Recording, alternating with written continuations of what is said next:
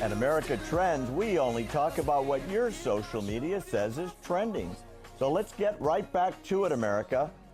First, remember to vote in the poll question. Which Trump child had the best speech at the Republican National Convention?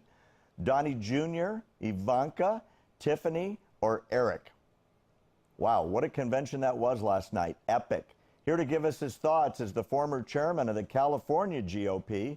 He's a Forbes columnist, the author of the book, The Divided Era. Tom Del Beccaro, good to have you back with us. How are you? Great to see you. We're doing great. Wow, was that a night last night? It was, and what an extraordinary poll question. I don't think there's been a candidate in history that has a better set of kids and can be an asset to his campaign than what Trump has. You know, I was thinking, that was my question, thanks. I can't ever remember a parade of kids that wasn't just a distraction or, hey, look, I have kids. You know what I mean?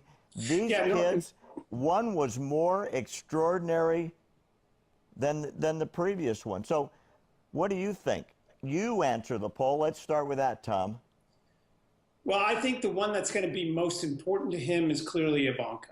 She's the one who has to bridge the gap when it comes to the women voters. And she's capable of doing that. She's an extraordinary person. She's a working mother, and she has her own mind. And, you know, interesting enough, I'm watching her comments, and I'm sure you were as well. I mean, during the speech, she blurts out, you know, I don't just vote Republican. I vote for who I think the best candidate is, which is an extraordinary statement at a party convention. But I think she's the one who's going to be the greatest asset, and she has to be out there saying, look, here's the real Donald Trump. Don't believe the media. You know, the one thing that grabbed me the most, Tom, about what she said, she was talking about women in the Trump organization. Yeah. And she said in executive positions, there's more women than men. There's 100% parity in pay. Yeah. And when they get pregnant, they're taken care of. I mean, talk about the progressive agenda. I don't understand how the Democrats can steal the women's issue in the employment workplace when Donald Trump, with no help from the law pushing him, is doing what every woman in America would want from an employer. Am I wrong? Yeah, and keep in mind the White House and even Secretary Clinton are paying women less than men.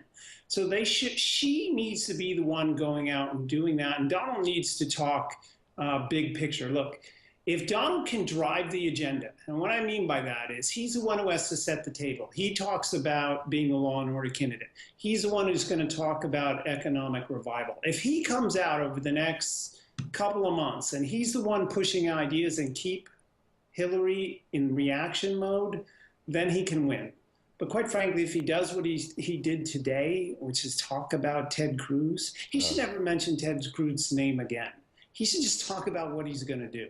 That was one of my questions. I was so disappointed this morning after last night, Tom.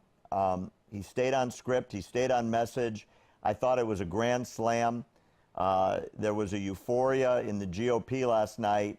And then this morning, he went back to one of his stream of consciousness press conferences where it's personal and he's angry and he shows you that he's angry, but he says he's not angry. And people were polite and doing their best to be supportive, but it was a step backwards to the old Trump. Yeah, I agree. You think? He said in his speech, he used the word we many, many times. That's what he's got to do. We can achieve, you know, we can secure the border. We can put Americans back to work. Hillary's going to go out there and say, and be divisive. She's going to pit one group of Americans against another, which is the opposite of the word we, right?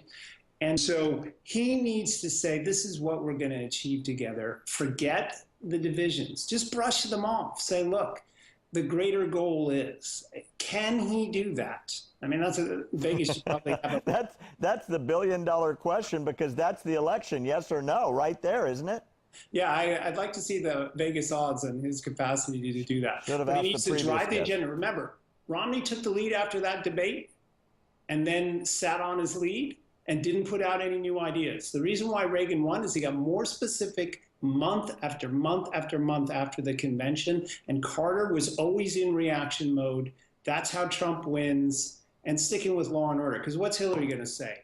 Oh no, I'm going to be the law and order person? No, I don't think anyone's going to buy it. Talk to me about the speech. What do you think was the biggest new thing from Trump that is an issue he can own? For me, the one that I really grabbed onto, he said it a bunch of times, I'm the law and order candidate. Yeah. I gave an interview just a couple of minutes ago, and what I said was this: every day that ISIS does something, that's good for Donald Trump. Every day, sadly, when either that or something happens with police officers, that's good for Trump. She has no answer to that. But he's got to supplement that with something super positive. And he's got to talk about how we're going to put people back to work just like I did. The only time Hillary ever employs someone is to hire government staff. So he's got to have this vision of an America that's going back to work. Remember, that speech wasn't to you. That speech wasn't to me. That speech was to Pennsylvania, Ohio, Indiana, Michigan, the Rust Belt.